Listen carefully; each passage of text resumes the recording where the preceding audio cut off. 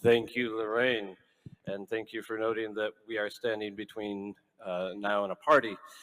So I'll try to dive in real deep on the technical details since it's 4 o'clock in the afternoon and we've been talking about interconnection all day. So yes, we're going to be talking about resilience through microgrids, and just to level set a little bit, I just want to quickly, well, first I'm going to quickly introduce the panel and give a little definition of microgrids just so that we're all on the same page, because there can be varying versions of that. To my right, we've got Dustin Jolly, Principal of Our Energy, Carlos Alberto Velázquez López, Program Director for IREC on our Puerto Rico team. We've got Mahmoud Kabalan, Associate Professor and Director of the Center for Microgrid Research, University of St. Thomas. So we've got the islands represented here. The island of St. Paul, actually, over here. We've got Ben Passer, who you know, Senior Midwest Program Officer of Climate and Energy for McKnight Foundation, and then Weston Dengler, Analyst at the Smart Electric Power Alliance.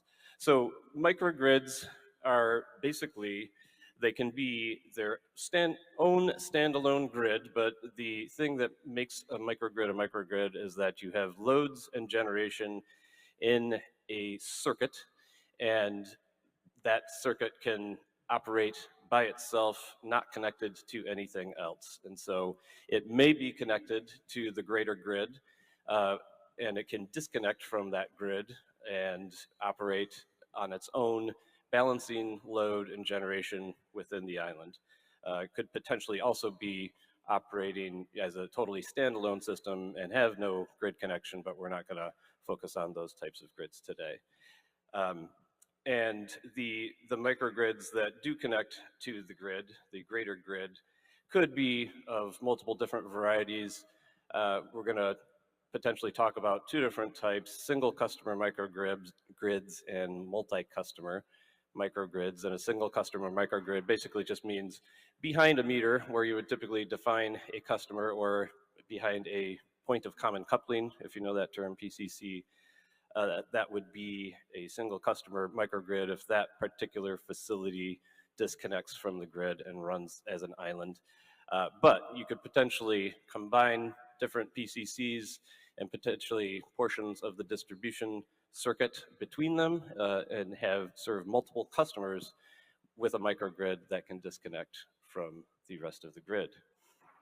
So with that, I'm going to dive in to discuss some of the benefits of microgrids, and just want to open it up to the panel, and also feel free to give a little background in terms of how you work with microgrids in your daily work, if you'd like, before answering.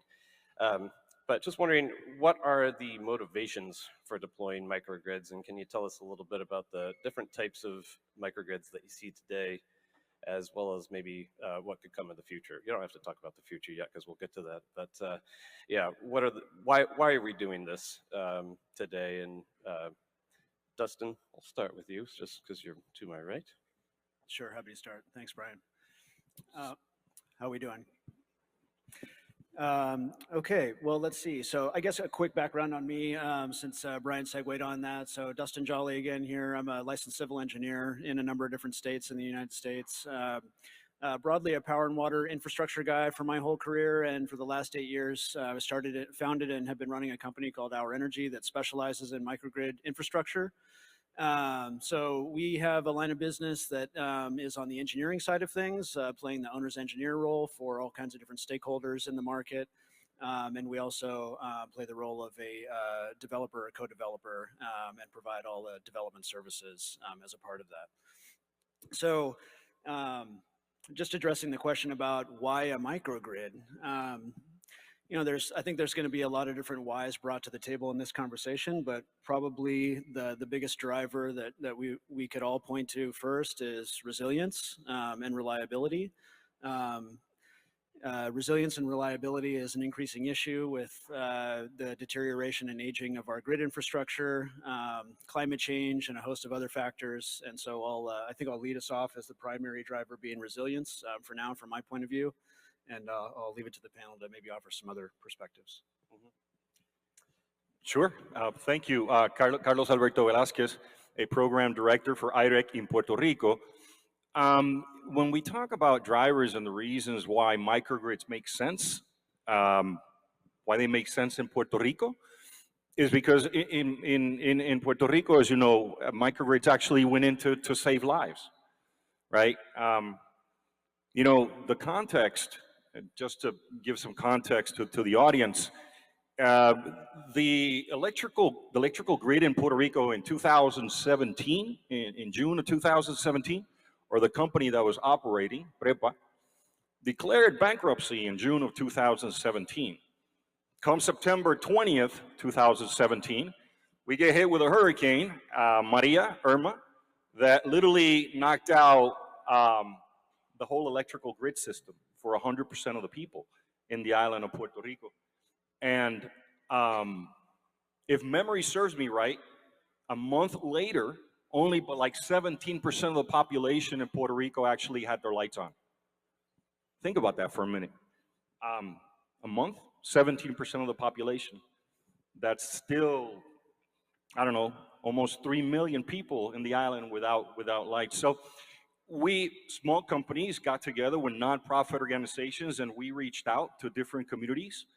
And we said, you know, there's a way to unify communities and bring the lights on, if you will, by uniting them behind a structured approach to install solar and batteries to provide but a lifeline of critical services so that they can, you know, provide just for basic services in that community. So in Puerto Rico, it was to keep people alive. One thing that just struck me is that Puerto Rico is an island, so it operates in island mode all the time, right? When the electric grid is operating. But you actually need to make those microgrids even smaller in order to get better reliability. We had a lot of trouble when it came to the regulations and the PREP and all that stuff, talking about island of the island. Yeah, and then even in Spanish, tiene que aislar la isla. So that was always a problem. Yeah, good catch. Thanks for bringing that back. Excellent. So hi everyone, I'm Mahmoud Kabalan, professor of engineering at the University of St. Thomas. Beautiful St. Paul, Minnesota. I already disappointed a couple of people. They thought I'm from the island. Well, I'm from here, St. Paul, Minnesota. Anyways, it happens literally in every conference, which is amazing. But I run the Center for Microgrid Research here at the university. We have an on-campus microgrid that is fully functional right now. Over the next 2 years, we will be expanding the microgrid to connect to 5 buildings on campus. So we'll be covering around 500,000 square feet of engineering space and dorms. So we're very excited about this potential for the expansion and what it brings for both us and our partners as a research infrastructure to move forward. In terms of why do we need microgrids, resiliency, as my fellow panelists mentioned, I do want to say on the technical side, the integration challenges that we are seeing microgrids, I believe, can be replicated to the transmission side. As we become more and more dependent on renewable, we get closer and closer to maybe 70, 80, or maybe 100% carbon free. Well, a lot of those technologies that are currently now existing in the microgrid setting could potentially be one of the solutions that we look at the transmission side. So the lessons learned at the distribution side in the microgrid setting can be replicated or used once we push the boundaries even further on the transmission side. I was going to pass on this one, but you all just got me so excited to jump in. I'll take a stab. Please do. Yeah. Thanks, Brian. So hi again, everyone. Ben Passer, Senior Program Officer with McKnight. I think in addition to what's been shared, you know, I talked earlier about the false choice between, you know, addressing climate and equity. I think for me, an exciting motivation with microgrids is addressing another false dichotomy, and that's the choice between mitigation and adaptation, and really thinking about the opportunity to both, fortify and expand the grid and really, clean energy options for customers, but also, how are we preparing, as has been named, how are we preparing these communities for extreme weather events and other, resilience and adaptation occurrences. And so really just thinking about both reducing emissions and advancing equity at the same time, and really supporting community resilience, I think is a really exciting motivation. So I'll let Weston jump in. Right on. Thank you all. I can be the fifth person up here to say that resilience is why we're doing microgrids. Surprise to everybody. I think the other piece that has not been mentioned yet is that they can be cost beneficial to a lot of folks. We're seeing a lot of C&I microgrids, larger organizations, campuses, things like that, that are looking at these both as a resilience opportunity to keep the lights on, keep business going, keep operations running at critical facilities, but also as a way to lower costs in certain areas, especially in the long term. It's an investment. So just going to step back really quickly and give a little context. My role at the Smart Electric Power Alliance, I work on our Microgrids for Resilience team.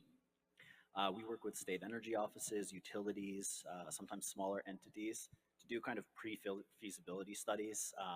Basically what yesterday was called the prospecting phase of interconnection. We're having those first conversations with end-use customers, sometimes the utility, sometimes other stakeholders, folks who are potentially going to build the microgrid, EPCs, technology providers, et cetera. And we're trying to be a convening entity for a lot of those folks to try to iron out some of the questions that are going to come up about ownership, operation, in that interconnection phase up front. So a lot of the times the first question we ask is, why do you want this microgrid? We're going to ask the customer, why do you want it? What benefits are you going to try to get out of it?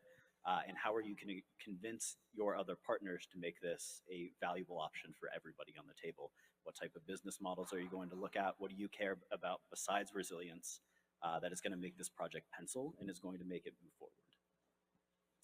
Weston, can you talk, you mentioned a little bit about the breadth of types of microgrids that you come across. Can you dive into that just a little bit more? You kind of said C&I and critical facilities, but can you explain a little bit more of, what are the common ones, I guess, that you're seeing, but also what's kind of the breadth of the scene there?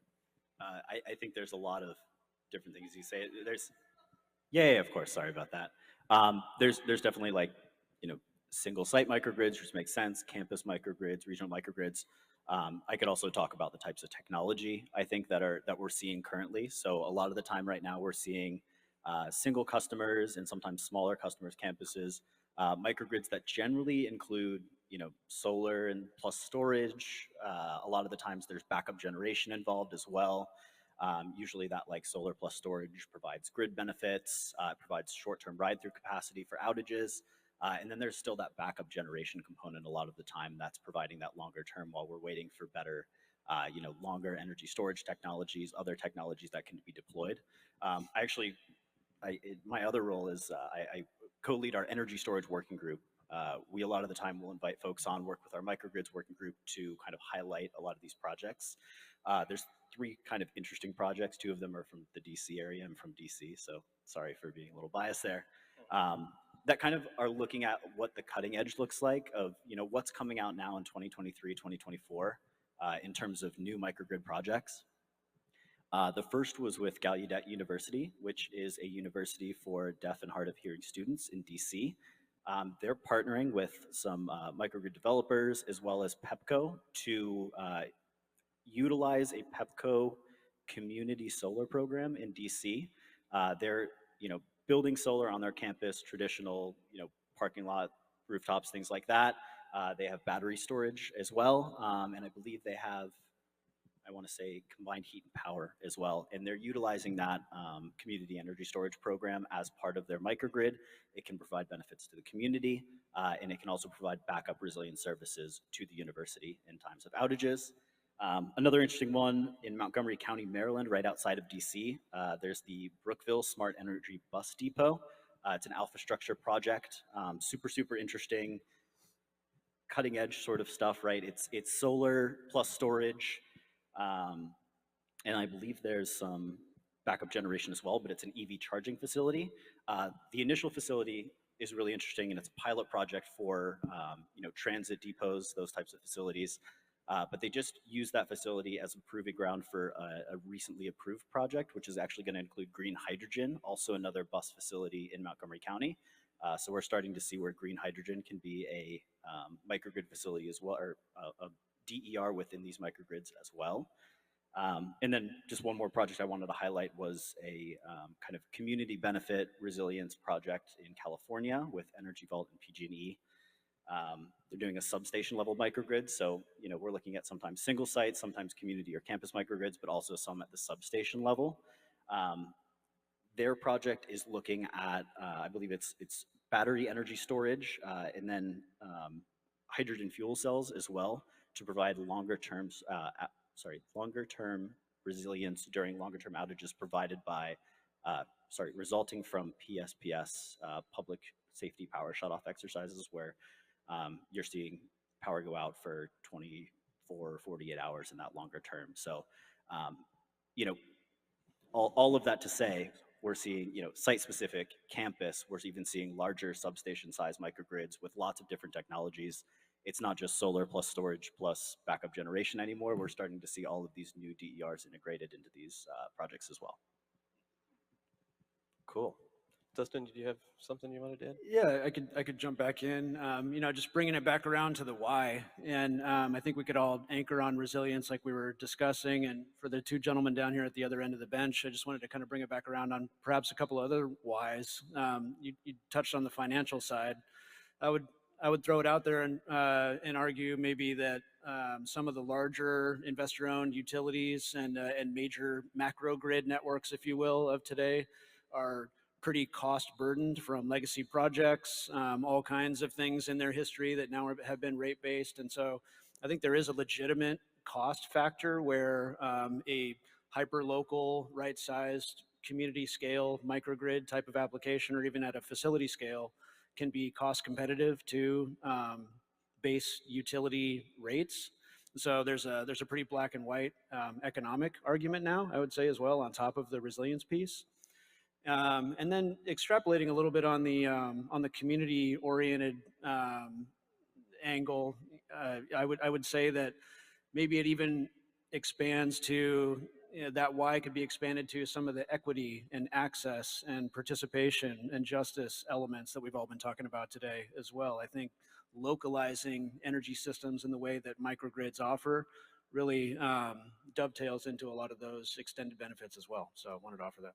Yeah, thank you for that, for bringing the issue of justice and equity and other community benefits also that you talked about at the end. One of the things we're finding, Brian, in Puerto Rico, that when we're engaging with communities about things that the community wants to take on in terms of different projects that involve economic development and that involve different types of community well-being, a lot of folks in Puerto Rico have changed their relationship with the energy system, right? It used to be that prior to Hurricane Maria, it used to be that you receive a bill at the end of the month and you say, wow, how expensive it is. And you pay it and you start to cycle over again and wait for that to happen. After Hurricane Maria, people started thinking, where did my energy come from? How is it generated? How can I reduce consumption? How can I generate locally?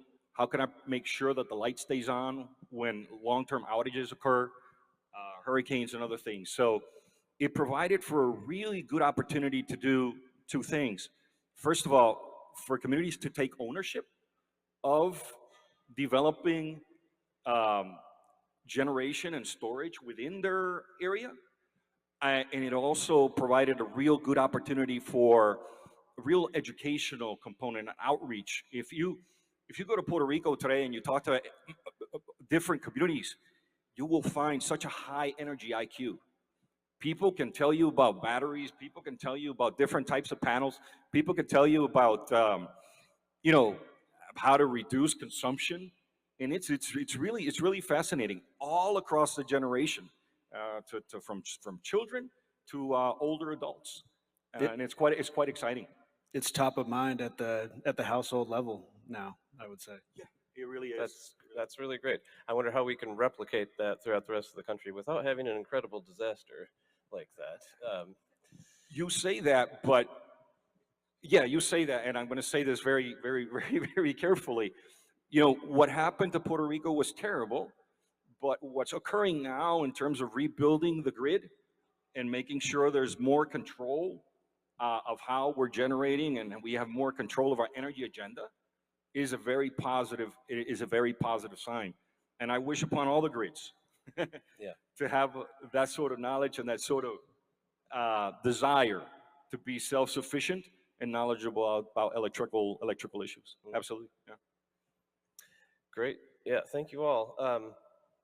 I heard a little bit about how you know microgrids they help bring about clean energy, but could maybe starting with you, Ben, I think you mentioned this. Could you dive into a little deeper into how deploying microgrids as opposed to deploying just clean energy in general would help with the clean transition? Yeah, definitely happy to. So I mentioned earlier McKnight's Transform the Energy System grant-making strategy really focuses on shifting our energy system to a flexible and resilient grid that's increasingly powered by and can also serve renewable energy and highly electrified consumption. And I think a critical pathway within that is ensuring that that energy, that renewable energy, as we expand clean energy options, is accessible, equitable, and affordable for ratepayers.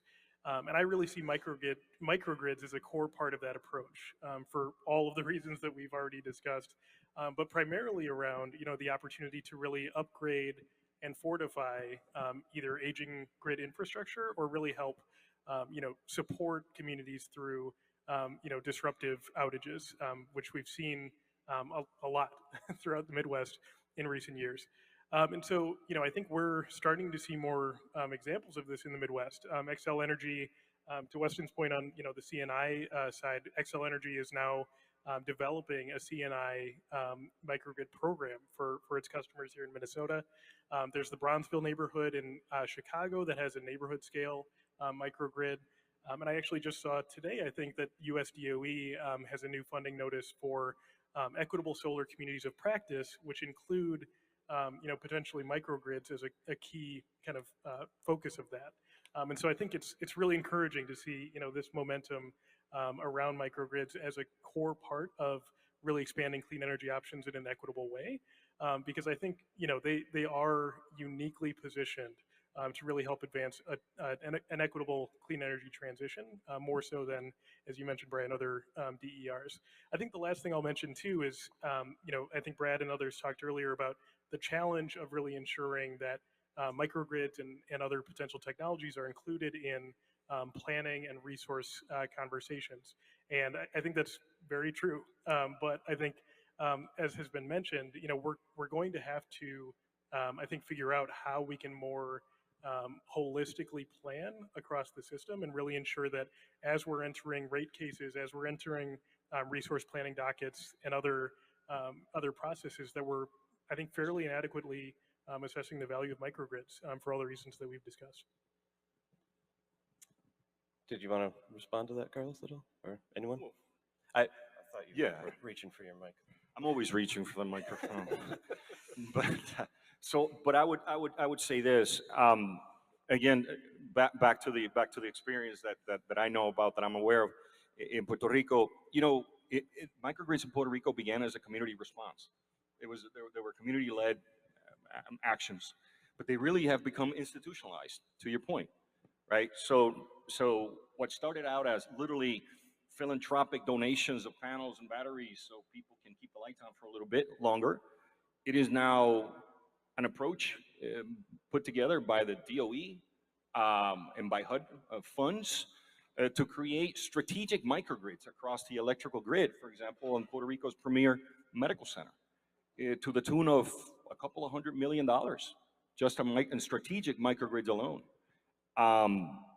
And as another example, there's also a regulation 9028 for microgrids in Puerto Rico that were started, but 2 months after Hurricane Maria hit, right? Puerto Rico became aware, the government became aware that, lights weren't gonna come on anytime soon. So they started by resolution, a microgrid regulation making process that was approved in May of 2018. Coincidentally, as we sit here, they've opened up a new comment period for that regulation, and they're looking at it so that it can be improved. And it will be closed November 11th. So if anybody has any ideas as to how to improve a microgrid regulation, please share them with me as well.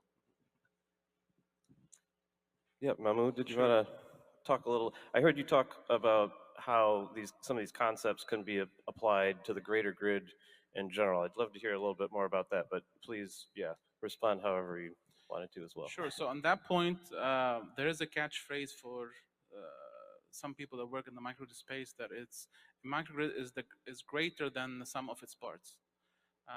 So you can have solar, you can have diesel, you can have energy storage, you can have a fuel cell. If you use them individually, you don't really reap a lot of benefits. But if you start to combine them together, well, then you can have solar during the day, charge up your batteries. At night, you can kick in the fuel cell, or you can use the diesel, right? And that goes back to my point originally. How do we combine those assets locally to maximize efficiency, maximize reliability? When we look at the bigger grid, then those lessons can actually be applied there, right? When we have, let's say, 30% of our energy comes from solar, 30% come from legacy sources, 20% come from wind, right? So how do we reap those benefits on the macro grid, given our experiences on the microgrid? That's one thing. The other thing is, I'm a power engineer. The grid in North America is 99.99% reliable. It's a phenomenal engineering masterpiece, right? In some places, it's 99.9999, 5 nines. So that means you lose power on average maybe a few days a year, upwards to a couple of weeks. So that's a very reliable, very robust system, right? But now the biggest game changer is that we're going to electrify all our transportation. So now we're going to put all of our eggs literally in one basket. So think about this scenario. South Florida, a hurricane is rolling in, starts to take out lines. Well, what will happen if we have an evacuation order? All the cars are electric. Can we actually have people move out of the area? So now, all of a sudden, that 99.999 is not good enough, right? Because now it needs to be maybe 6 nines or 7 nines. Because again, we're now putting all of our, civilization, so to speak, all of our assets in one basket, and that dictates even a more robust system, a more reliable system, and a system that is not very rigid, that can very easily move from one state to the other. I personally don't believe that microgrids will be literally in every place. That is not cost effective. But just like Carlos is saying, in some places, strategic places that if there was a natural disaster, if there was an emergency, if there was even a hack by malicious actors, well, what places do we need as a society, as a community? We want them to keep running. We want our water supply to keep running. We want our food supply not to be disrupted. We want our communications not to be disrupted. Even maybe we want our prisons to stay up and running, right? So there are places that microgrids definitely make sense. It's not going to be everywhere, not for at least for the foreseeable future. But as we move forward in the next 30 to 50 years, definitely microgrids will be part of the bigger picture. Thanks. Any other responses before we? Yeah, I just wanted to echo the fact that that's an excellent point. I don't think a lot of people can imagine a world where it's a grid of microgrids, right? Where there's a lot of people that like to use the grid of grids term, but in the short term, they are an excellent use case. They're an excellent use case is critical facilities, right? Those facilities that are critical to a community's continuation during a major grid outage, during an emergency, things like that. So looking at those facilities first is absolutely critical. It's a great use case for microgrids. And even again, when they're not being used to provide that resilient service, they can provide benefits to the community in other ways. They can provide energy savings to other partners that are engaged on the project, whether that's LMI utility customers, whether that's some of those critical facilities themselves involved in the program. There's a lot of benefit to those critical facilities in the short term that are the correct use case for microgrids. I was hoping to jump in there too, actually. You made some interesting points, both of you did, on how microgrids are sort of this manifestation now. We're getting an early look at just what the full value of integrated DERs can be, right? As opposed to just direct self-consumption from a solar project. Now we can aggregate these things as a virtual power plant, as a resource to the grid.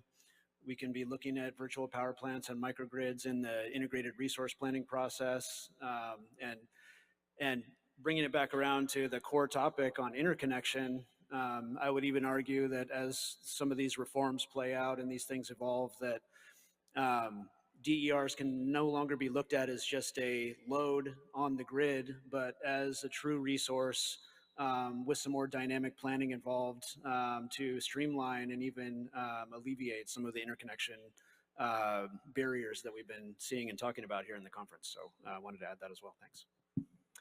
Thank you. And yeah, trying to move back a little bit towards interconnection here. It sounds like we've got reasons. We do want microgrids, right? So we're going to have to interconnect them. One of the big aspects to be able to understand about interconnection is what are the technical standards. And all DER must meet IEEE 1547, the national technical standard for DER interconnection. And microgrids must meet that as well when connected to the greater grid, as well as 1547 kind of defines the connection and reconnection aspects for microgrids, but it says nothing of the islanded mode of operation. Are there any specific challenges that come with microgrids and ensuring and demonstrating technical compliance, say, to the utility during the interconnection process? Are there any utility requirements that are a hindrance to microgrid deployment, and is there any lack of standards, or are there other standards that don't necessarily apply to other DER that we're going to have to utilize in order to streamline by maybe standardizing the technical requirements? Yes. The answer is in some places yes, some places no. 1547 was not written for microgrids. It was written for single DR primarily. That was at least the vision 20 years ago. It has changed. There are more and more provisions that make it much clearer on how and what do you need to test. There are also other standards coming up, like 2030, IEEE 2030.7, I think, and IEEE 1547. Either 9 or 11. So those standards are now being put out there, right? From my experience, at least from that technical relationship between as an owner and a utility, the testing requirements were pretty straightforward. Because it's, respect voltage ranges, respect frequency ranges, and how do you connect and disconnect. From that sense, from that relationship, there was no challenges, but exactly like what you're saying, when I separate from the grid, how do I run my system? And it's still very much a case-by-case basis on how that owner decides to run the microgrid. So it becomes more of an engineering effort. How do you separate from the grid reliably? How do you run your local loads reliably, not burn out your transformers, your elevators, all that stuff? And then how do you re-engage with the grid? So that being said, the challenge becomes the technical education for the customer or the owner. You would start to need more and more technical talent that knows how to run the system, how to maintain the system. And those systems typically are very unique, one-off systems. So I see the challenge mainly right now on the human capital side. We do not have enough engineers that have become comfortable with running microgrids in island mode to say, oh yeah, I've seen one, I've seen them all. it's still very much an ongoing learning experience for engineers. Gotcha. And there's also multi-customer microgrids, right? Which I think you've seen some of in Puerto Rico. Dustin, I believe you may have been involved in some of those. I'm really curious, when you take a multi-customer microgrid project to a utility, how are you defining what's happening on the utility distribution lines that you might be using, or how do you, what do those negotiations look like? And are they streamlined negotiations, or? Let me not speak to how the utility handles the technical aspects of it. But let me talk about our experience with submitting the projects to the portals. Very practical, right? Very practical. So you'll go to a portal to submit your project, and you find that the portal doesn't allow for multiple customers within one project. Why? Because there's multiple meters. And if you have a multiple facility microgrid, in theory, what you're doing is you're eliminating a number of meters and putting everything behind one point of connection. So the projects that we've developed in Puerto Rico that have been multi-facility, we've actually had to do a parallel process via email to a team of distribution engineers within the utility to say, this is what we want to do. We can't do it on your portal. And then they provide a parallel Excel spreadsheet so that we can get the work ongoing, with a promise that they're going to fix it into the future. And that got us to a provisional approval, and the microgrids were able to be commissioned and turned on. Still provisional. So we're waiting on that from a year behind. But yeah, that's been our experience. Sure. Well, I'll throw something in on multi-customer microgrids. Maybe from the regulatory standpoint, I would argue that maybe that's the biggest barrier and hurdle for the industry to get over in terms of realizing the potential of multi-customer microgrids. I live in California. Our company is headquartered in California. I'll use California as an example. Multi-customer microgrids are a very nascent concept at this point, right? I mean, as most of us know here, probably there's all kinds of regulations, primarily that prevent anyone except for load-serving entities of a certain type to provide retail service to anybody except for a single customer type of arrangement. So there's all kinds of regulatory reform that has to play out to really realize the potential here. But PG&E and in California, across California at the Utilities Commission there has been rolling out a proceeding for microgrids of various different types, including multi-customer microgrids, and has mandated the utilities in California to roll out programs to support some of these early multi-customer microgrids. Actually, just last month, PG&E up in Northern California launched their microgrid incentive program, which is first in the nation type of utility-sanctioned multi-customer microgrid program, where this is made possible, but under the control and guidance, if you will, of the incumbent utility simultaneously. So there are certain bounds that you have to operate in to participate, but it's a starting point. So I would offer that. I'd probably suggest that the regulatory is probably the biggest barrier on the proliferation as of now. Yeah. Did you have anything? Anybody else wanted to add anything on that? I'd like just to clarify something.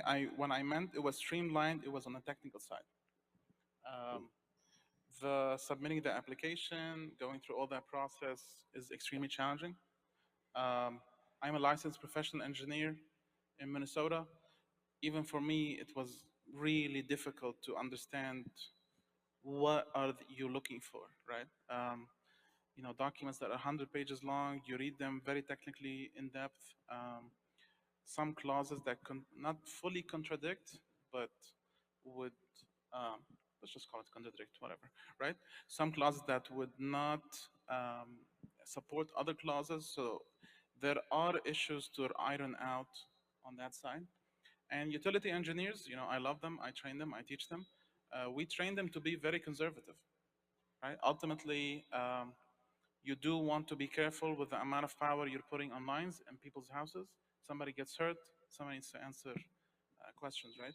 So when a new technology comes along, the default reaction is, I don't know what to do with this, so I'm gonna ask you so many questions to make sure that I at least have a general idea. If something goes bad, where am I gonna go with, well, that party did this, that party did that, and we did this, right? So there's the issue of just engineers being in general uncomfortable with new technologies in a space that is extremely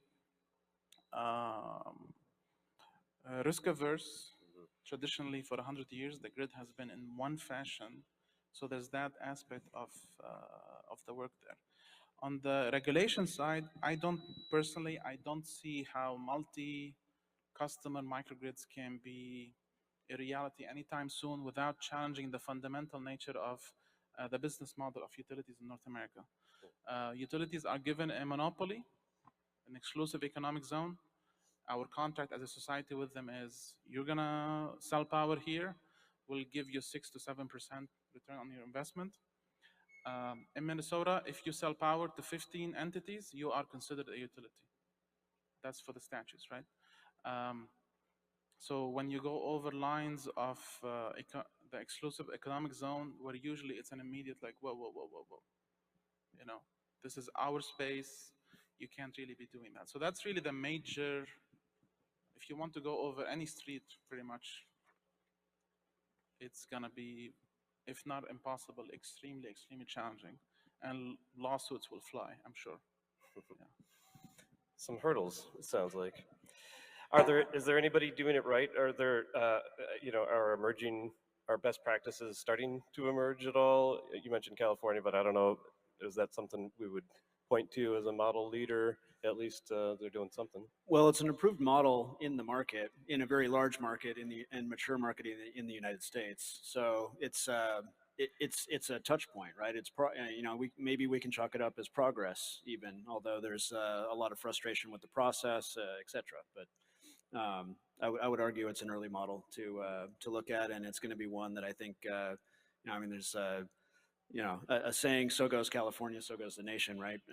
California is known to lead in some of these progressive programs, and I would predict that probably there's going to be a rollout that uses the California microgrid proceedings as a model in the United States. I couldn't speak to any others that maybe are advancing that right now. Maybe SEPA or some others that have some access to a lot of the broad swath of utilities across the United States could elaborate on that. But, I don't necessarily have an elaboration on that right now. We can chat about that. I did actually have a question for some of the other panelists. When we're thinking about this really tough process to start incorporating multi-client, multi-user microgrids, who are the right organizations, who are the right people to kind of lead the charge on these applications? I believe you mentioned actually having to create a separate process where you're emailing, and not necessarily everybody's going to know to do that. So when we're talking about like community-based projects, especially, who's going to be spearheading this process when a bunch of groups get together and they say we want to build a microgrid, but there's not a process to doing that, and they open up the page and the application doesn't work for them? Who steps in and leads that process? Who's the right convening entity to do that?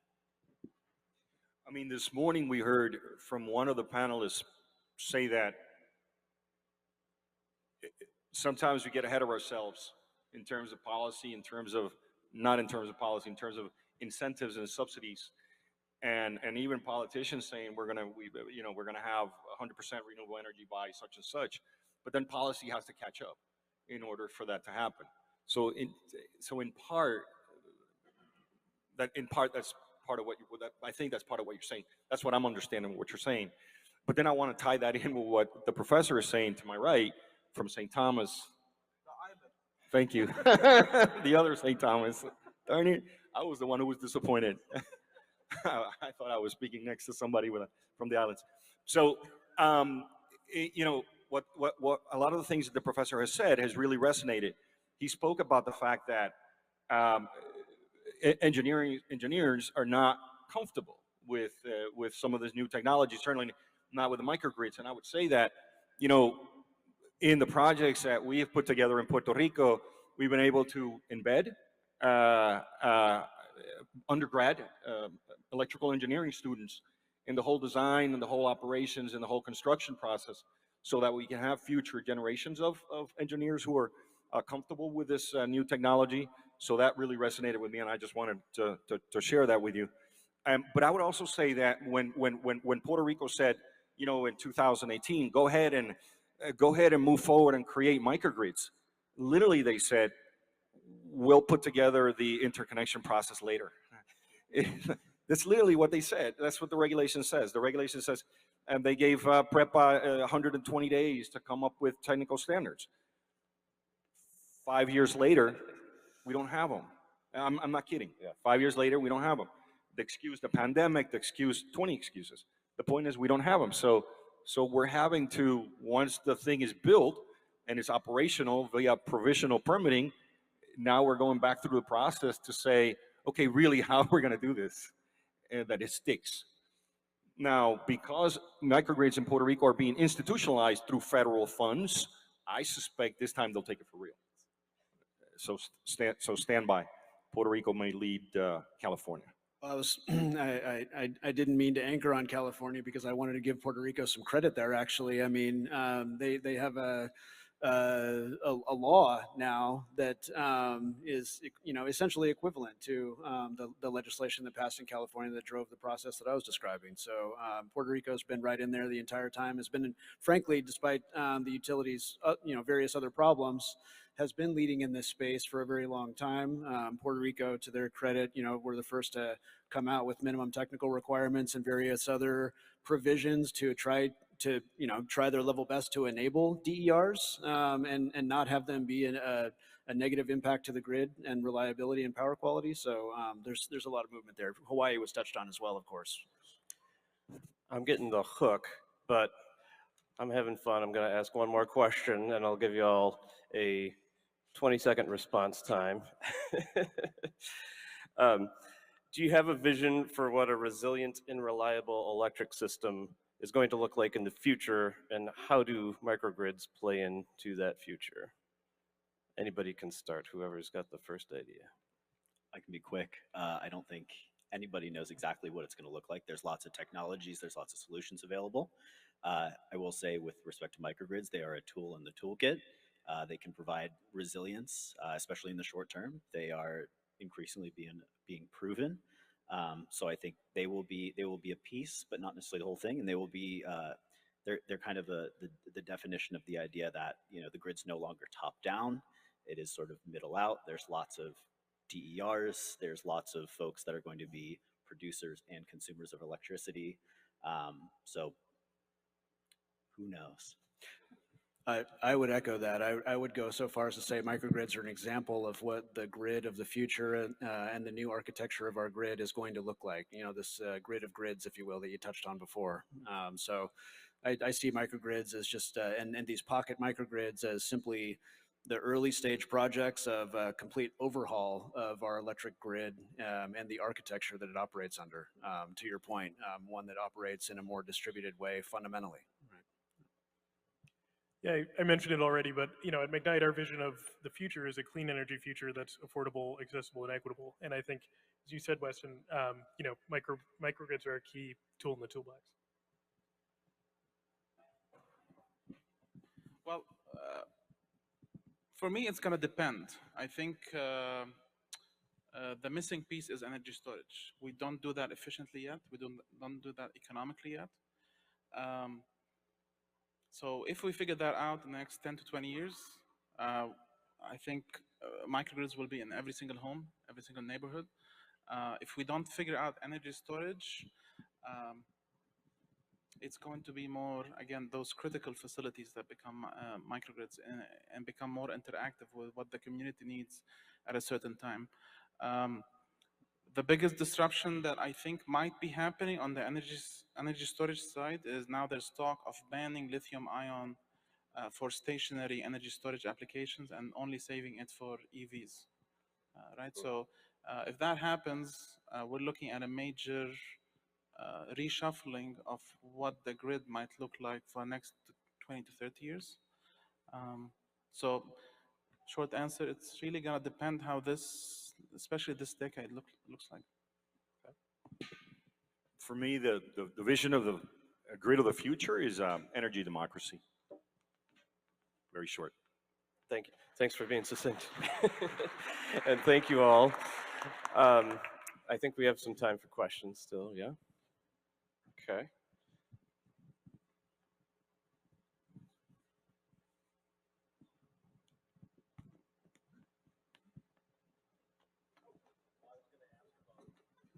Uh-oh.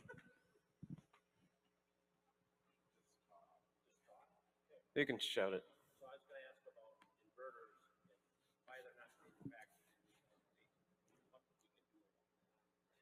Why are inverters not manufactured in the United States? Does anybody want to? I am not the person to talk on that, but I will say there are lots of provisions in Bill and IRA that mandate that some amount of the components that are included in federally funded projects, I can't speak on specific programs, specific projects, that mandates that some amount of those components are constructed in the United States, as everything from the materials at one end to the actual inverters at the other. So I do think there's a good likelihood that we'll see increased inverter manufacturing, all component manufacturing in the United States, especially related to those projects. And I actually know of one coming up within the next year or so. Liz? Yeah, so I'm Liz with Solar United Neighbors. In DC, I didn't hear you guys talk much about like tariffs.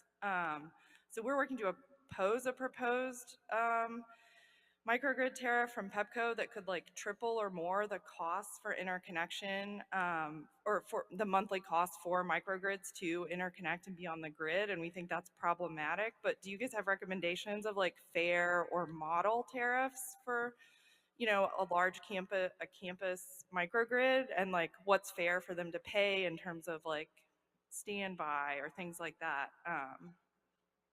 Good examples, bad examples. So there's a tariff that makes a microgrid basically a different customer class, is that right?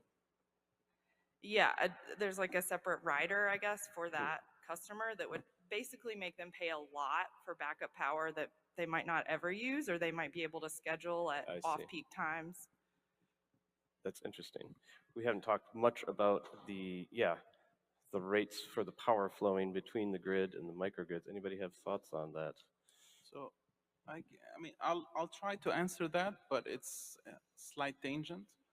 I'm a bit concerned with the top 1%, top 2%, top 5% installing more and more DERs and lowering their consumption, because that means the other 95% of the population gets straddled with the cost of maintaining this gigantic grid.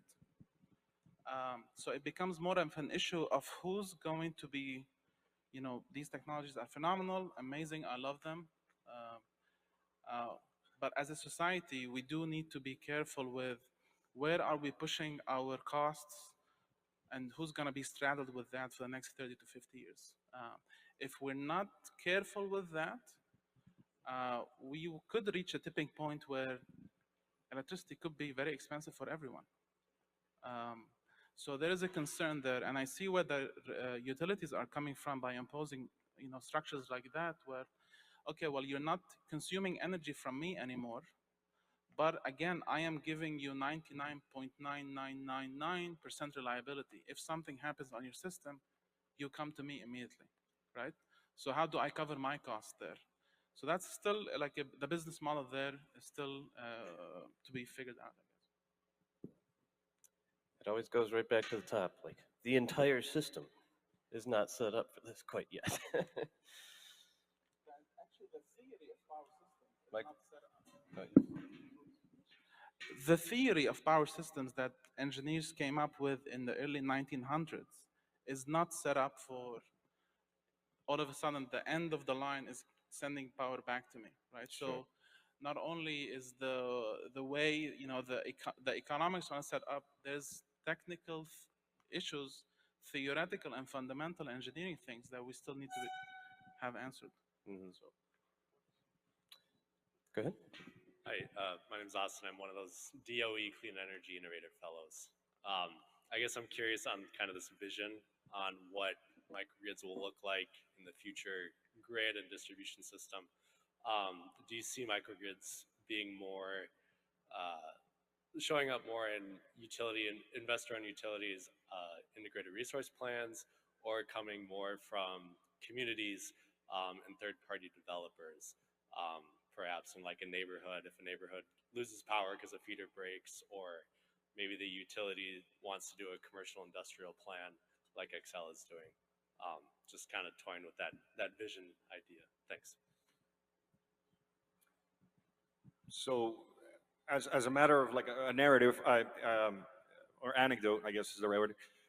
In Puerto Rico's IRP in 2019, it was presented for the complete grid to be broken up into 8 microgrids.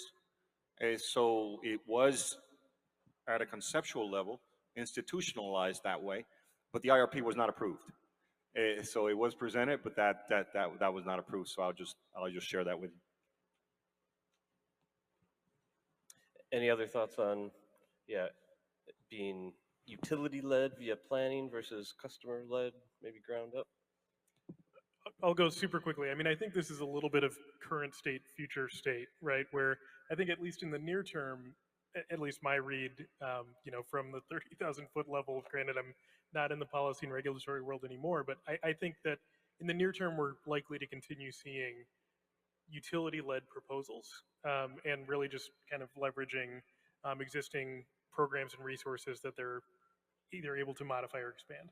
But having said that, I mean, I think there's, my personal hope is that we see more community-led solutions, and I think, you know, as was named earlier, I think that that will require you know, a different paradigm to be able to move a lot of that forward. So you know, I think, long way of saying, I think we'll continue to see utilities you know, like Excel with the Resilient Minneapolis and Empower resiliency programs, you know, really invest in this. But I think it's a question of how else can we, you know, invest resources in our communities as well.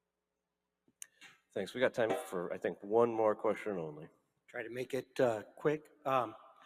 You're all talking about intentional islands, and unintentional island would be, you know, the reverse. To protect the grid from these islands, is voltage supervisory reclosing a good strategy? Is that necessary to protect distribution grids from inadvertent islanding of these microgrids? Or is there any utility required protection devices like that, which should also be there? So you're basically asking, is the utility worried about inadvertent islanding of microgrids, islanding on the grid side of the microgrid interconnection device? Yeah, it's an island, and it's got inverters, and they are certainly going to be 1547 and meet anti-islanding requirements. Is a VSR system redundant to your microgrids, or is that a reasonable concern for utilities? Anybody have thoughts on?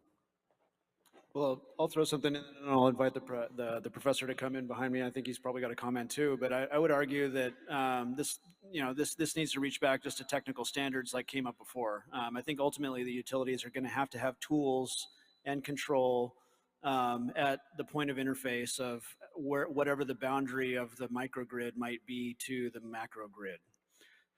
So certain recloser devices and protocols and things like that, I think, you know, are already in use and will just need to be continue to go into more complex use cases, most likely.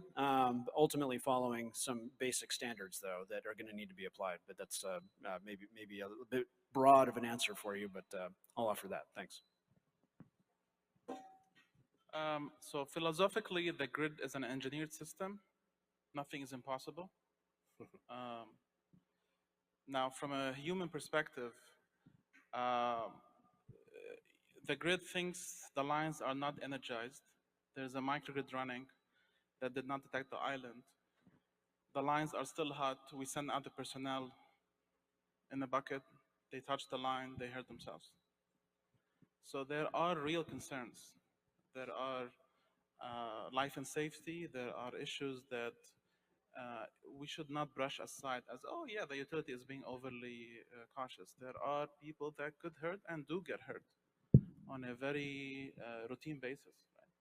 Right?